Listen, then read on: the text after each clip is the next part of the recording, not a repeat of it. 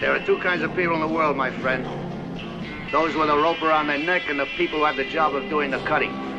Listen, the neck at the end of the rope is mine. I run the risks. The good, the bad, and the ugly. Two can dig a lot quicker than one. Spears and Ali here on ESPN Tucson, 1490 AM, the Spears and Ali podcast and Spears and Ali YouTube. We appreciate you guys for watching us on YouTube. And if you haven't yet, please subscribe to the Spears and Ali YouTube channel. So we're going to be doing the good, the bad, and the ugly to begin hour number 2 here.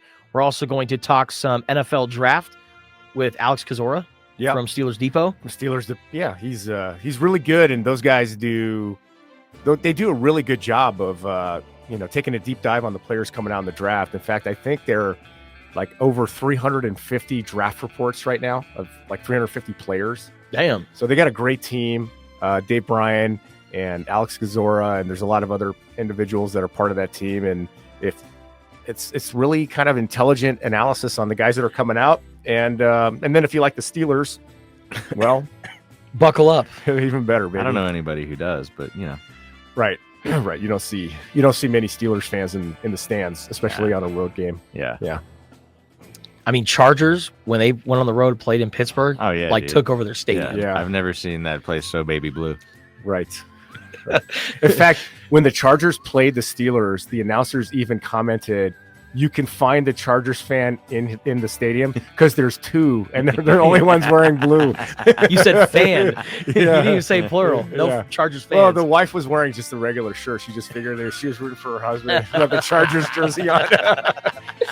Honestly, one of the saddest moments of my Chargers fandom was when they were in that in-between phase between San Diego and LA, and they were playing at the soccer stadium where the Galaxy played. And the first year they played there, I mean, it's only like a 33,000 seat stadium, right? Yeah. And they played against the Steelers. And I swear to you, 32,000 of those fans were Steelers fans. Yeah. It's crazy. Yeah. Absolutely crazy. It's awesome. As a Steelers fan, nothing gives me, it's why I love going to road games. Nothing gives me more joy than walking in a stadium. Like I went to the Commanders Steelers game, and Commanders fans are like, what the hell is happening right now? Like, did everybody sell their tickets? I mean, shoot, I've told you, man, like just in my travels in this last season, going to certain Big 12 cities, I forgot what airport it was, but it was the same city that the Steelers were playing in. I don't know if it was like Houston or Kansas City or somewhere, but or maybe Denver, but there were so many Steelers fans at that airport. I'm like, man, this is quite the fandom here. All these Steelers are like the most popular team in the NFL. Yeah. Or one of them. Yeah. I mean, it's a thing, man. Passed on through generations. All right. We're going to talk about the NFL draft here. And Ali mentioned that Alex Kozora did the 350 NFL draft reports. And some of those reports are Arizona Wildcats. So we'll ask Alex about Tetairoa McMillan, what he thinks about T-Mac and where he's going to fall in the first round of the NFL draft. We'll ask about Big Jonas Savaiinaea and where he's going to land. Ja'Cory Krosky-Merritt, the running back from Arizona, who only played one game here after dealing with eligibility issues. He grew up a Pittsburgh Steelers fan. He loved actually the Pittsburgh Steelers and the Dallas Cowboys. Those were his two favorite teams. And I know that Ja'Cory's had conversations with the Pittsburgh Steelers. Yeah. You know why his nickname is Bill, right? You know how Ja'Cory Krosky-Merritt goes by Bill? Because of the cartoon Little Bill? No, because of Bill Cowher. Sure. Sure, let's go with that. His other nickname was the Chin. Hell of a jawline. Yeah. I'll tell you what, man. I'll tell you what, there's a couple of running backs that I think that are really underrated in a very strong running back class. We'll get to it with Alex, and Ja'Cory Krosky-Merritt is one of those. All right, speaking of Arizona football, let's get to the good, the bad, and the ugly. All right, so starting off with the good, I'm going to go with U of A football. I think the spring showcase on Saturday was epic, man. And I understand that in the era of college football that we're in right now, it's very weird time, right? I mean, you got guys that are in contract standoffs with teams and then are getting kicked out off the team and are going to UCLA. I'm not sure how much money UCLA is giving Nico Iamaleava, but it's just a weird time to be in the sport. And with the weirdness is the spring game, and a lot of programs across the country canceling their spring games because they are fearful that they're going to display the goods. They're going to show off the talent. And even if a guy is a second or third string wide receiver, let's say he goes off for 3-4 touchdowns in the spring game, looks like a guy. And then you have this other team with their NIL collective and all these agents that are sitting here watching these spring games that are televised. And they're like, hey, this number 4 wide receiver at Arizona, man, he looks like he could run a 4.3, looks very twitchy, and he's probably not going to start at the U of A. So let's just go ahead and give him extra money. Let's see how much money Arizona's giving him, and then let's like double it or something like that. And then they lure these kids away from their respective programs. And it's so sad that schools now are like, mine. You can't watch what we got. And honestly, I get it. You don't want a school with deeper pockets coming in and poaching your players. And plus, you also want to make sure that your players are healthy for the fall too. So what Arizona decided to do was not just cancel their spring game after 14 practices in the spring. What they wanted to do was figure out a way to bridge the football program and the fans. And they had this fan festival from the 25-yard line all the way to the Lowell Stevens football facility, where you had a beer garden.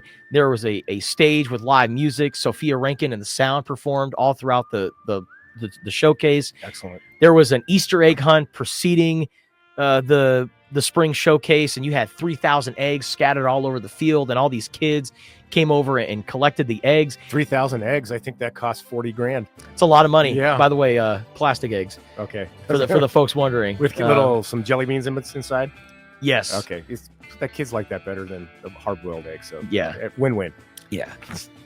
It was honestly really cool, and the fact that they got like 125 alumni and former players to come back on Easter weekend. Yeah.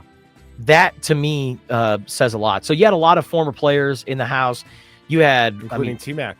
T-Mac, who could be in California waiting for the draft or doing his thing, but he came here. Yep. I think that says something. Absolutely. And he's been at a handful of practices. He's been training up in Phoenix. Yeah. So he's been in Phoenix this entire time, and he's been making that trip back and forth to come support his guys. And, he walked in this like chocolate colored tracksuit, looking fresh, and supported his guys. And I think, again, like it speaks to the culture that they have here at Arizona, despite the rocky 4-8 season last year.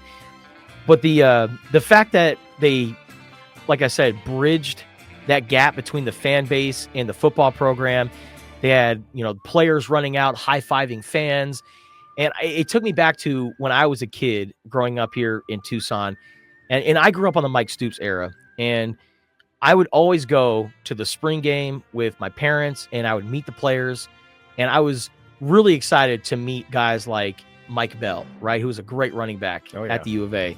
Willie Tuitama. I'll never forget, the first time I met guys like Rob Gronkowski and them. And to me, that's what got me to want to come to Arizona football games, because I got personal with these guys, and I wanted to cheer for them and root them on. And I wanted my parents to take me to these games, and to see the little kids surround Noah Fafita and surround all these players.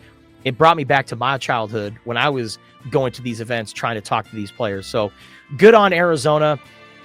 Listen, last year was such a weird time for them because, they were trying to keep the roster intact. They were trying to build up the coaching staff, and they were trying to, I guess, build a winning product. They kind of failed in that department, but they didn't really do the engagement part of it. And I'm like, man, you really dropped the ball having a generational talent like Tetairoa McMillan. You don't have any autograph sessions with them. But they learned from that, and they made a concerted effort to make sure that this football program is out in the community, because they understand that engagement is going to take you a long way. Yeah. So, I mean, we just talked about the Steelers, and it used to drive me crazy about Arizona football. Traditions are built over time. The next Bijan Robinson, the next Lathan Ransom, the next Desmond Roebuck, the next John Fina, they might have been a 10-year-old on that field Saturday. And if you build that love for Arizona football, this is their favorite team. When it comes time to where do you want to go to school, that kid has been dreaming about playing for U of A since they were 10 years old. So it's meaningful not just in the stands. It's meaningful in maybe the next Bijan Robinson playing for U of A instead of Texas. Damn straight, man. And I got to live out my dream. You did. I snapped at Arizona Stadium. You did. And did okay. Yeah, it did okay. Yeah. Solid like 6.5 out of 10. I agree. It got there, but a little to the right. But you were nervous, man. You just wanted to make sure it got there, and you didn't want to like snap it over his head. So you babied it a little bit. So snap it over his head, snapped it in the dirt. I was worried. I'm like 6.5 is fair. Didn't want to fall out of your Crocs. It's all good. He did not have. I didn't. On. Thankfully, I wasn't wearing Crocs. I was wearing my adult shoes. Okay, good. Pixar didn't have. I do. I got a video. And apparently, Arizona football, they're going to release an edited video of that today too. Excellent. So keep your eyes peeled for the Twitter timeline. All right. So my good is Arizona football and just the engagement part of it with the spring showcase. My bad is Kyle Kuzma. Rest in peace to the Tony Snell meme. So Tony Snell, a long time ago, playing for the Chicago Bulls, I think it was, he went out on the floor and got his cardio in and posted all zeros, but played like 20 minutes of basketball. Well, we got a new Tony Snell meme, and his name is Kyle Kuzma. So on Easter Sunday, Kyle Kuzma was dropping eggs left and right, man. 0 points, 0 rebounds, 0 assists, 0 steals, 0 blocks, was 0 for 5 from the field, 0 for 2 from the free throw line, and played 21 minutes. Didn't he have a foul? He got like a 1. maybe he got a foul. Maybe he got a foul. Yeah. So, but yeah, all zeros for my guy Kyle Kuzma, former Los Angeles Lakers. That's the most minutes by any player in a 0-0-0-0 game in the last 10 playoffs. So, Tony Snell, move over. Kyle Kuzma is the new sheriff in town. You know how they call if you bat under 200 in baseball the Mendoza line? Mm-hmm. If you got a 0 line and play 20 minutes, you got to call that a Kuzma now, right? Yep. Yeah. He Kuzma did.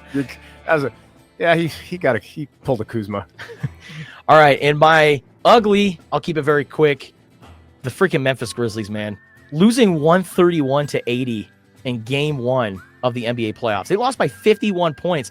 That is the 5th biggest margin of victory in NBA postseason history. It was Just a terrible game. It was blowout city all over the place in the NBA playoffs, but that one, 51 points, brothers, have some pride in your work. What are we doing here? all those people saying, you know what, Oklahoma City, we're not afraid of them. That was horrifying. I mean, Shai Gilgeous-Alexander didn't really even, I think he scored like 16 points. I mean, the rest of the guys stepped up. Well, it looks like they got a little more rest. I mean, they got another half of rest. Right. They're just loaded. They're tall. They're good. They're going to be very difficult to beat in a 7-game series. All right, I'm going to run into this. This is going to be the quickest good, bad, and the ugly I've ever done. They're good. Arizona Athletics. Don't think about the future. Don't think about the past. Right now, right here, it's awesome.